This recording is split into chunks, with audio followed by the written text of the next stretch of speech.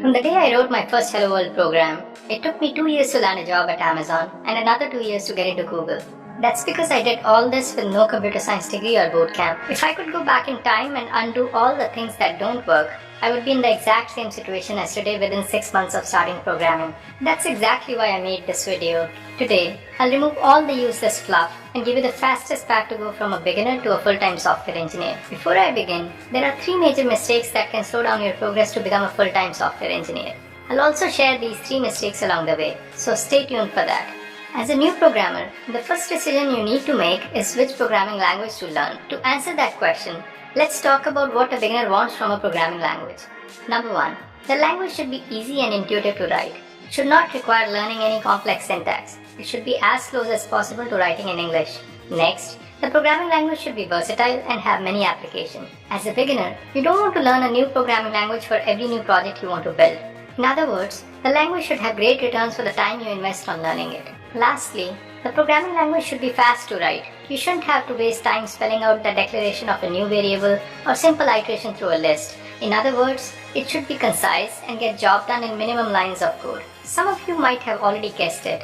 Python is a language that solves all these problems. It's almost as easy as writing in English. It has so many different applications like web development, data science, and automation. Python is extremely fast to write when compared with other popular languages. That's because it requires less lines of code for the same amount of code. As an example, here is the same code written in Java versus Python. For me personally, I started out with learning Java. I used to do all my coding interviews in Java. Recently, I switched to using Python and it improved my interview performance by at least 2 times because it's so fast to write. Having said that, Java and other popular languages have their own advantages and you will have to learn another language at some point in your career. But I do believe that Python would be the best language to start with. Now that we know we should learn Python, let's talk about how to do it. And this is where most new programmers make the first major mistake that slows them down. The mistake most beginners make is that they learn by watching others code. Let me explain this by telling you how most people learn programming. Most newbies would go to a course provider like Udemy and look up for Python courses. Then they pick one of these 20+ hours courses thinking that these courses are long and detailed and hence good for them. And then they never end up finishing the course. That's because 20 hours of content is not the same as 20 hours of great content. Some people will go to YouTube and watch someone else code without ever writing any code themselves. And watching these tutorials gives them a false sense of progress. That's because coding in your head is very different from actually writing down the code and debugging the errors. So what is the right way to do it? The answer is very simple. You should learn by coding. For this, you can go to this free website called learnpython.org. On this website, just focus on the basic lessons for Python and don't worry about data science tutorials or any other advanced tutorials. That's because even if you learn advanced concepts right now, you would not be able to remember them until you have actually applied them on a real-world problem. You can always come back to learn advanced concepts in the future when you need them for your projects. If you look at a lesson, each lesson first explains a basic concept and then asks you to apply these concepts to a problem. Feel free to play with the sample code. Think about other problems you can solve with the concepts you just learned and try to solve them in the exercise portion. Once you are done with the basics, you are good to move on to the next steps. In the spirit of learning by coding, we would do some projects in Python next. In the beginning, it's very hard to do something on your own, so we'll take help from the experts. So go to YouTube and look up this video called 12 Beginner Python Projects by FreeCodeCamp, which by the way is a great channel to follow. In this video, they built 12 beginner Python projects from scratch. These projects include building Madlibs, Tic-Tac-Toe, Minesweeper, etc. and all of them are very interesting. They walk you through the implementation of all these projects step by step, making it very easy to follow. But before you start watching this tutorial, there are 2 things you should know. 1. You should not watch this tutorial casually. Follow along if you really want to learn programming and become a software engineer. To follow along, you would need something called Integrated Development Environment or IDE to build these projects. IDE in simplest terms is an application where you can write and run your code. There are several popular IDEs for Python. This tutorial uses VS Code, so you might want to download VS Code and set it up for Python before starting on this tutorial. Once you have completed this tutorial, you are ready to work on your own projects. Working on building your own projects will help you in multiple ways. Number 1. It will introduce you to how software engineers work in the real world. You will write code that will fail and you will debug it and repeat it over and over again. This is exactly what a day in the life of a software engineer looks like. Number 2. You'll build a portfolio of projects by doing this. You can host your code on GitHub and put the link in your resume.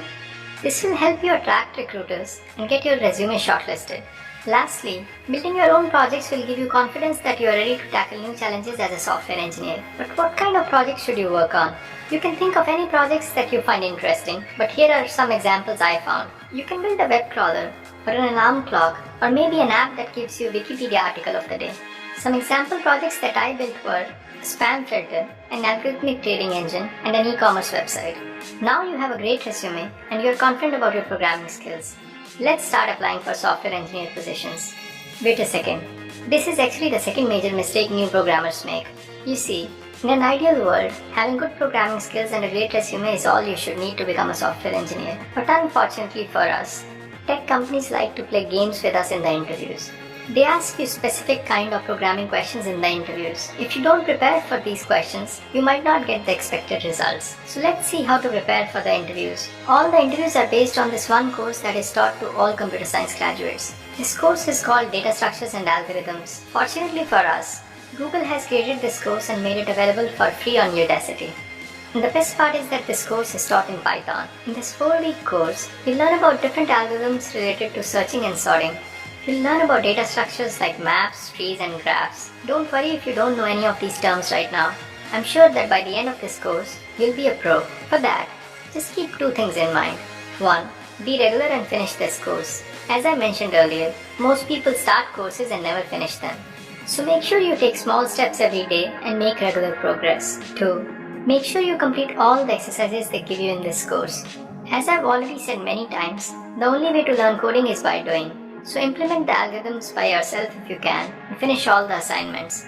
Trust me when I say this, when it comes to interviewing for entry-level jobs, this course is the only difference between you and someone who dropped more than $100,000 on a computer science degree. So if you finish this course, you'll be pretty much on par with someone who has a CS degree when you interview. After completing this course on data structures and algorithms, you have all the foundational knowledge you need to tackle the interviews. In order to sharpen your interview skills further, you need to practice some questions that have been asked by tech companies in the past. For that, you should use this website called LeetCode. On LeetCode, you will get interview-style questions. You can write your code and test your solution right there on the website. LeetCode is great for beginners because all the questions are tagged easy, medium, or hard based on difficulty level. If you get a premium subscription of the website, you can also filter questions by the tech company that asked them in the past interviews. You should start with easy questions and keep working on them until you can solve them in 45 minutes.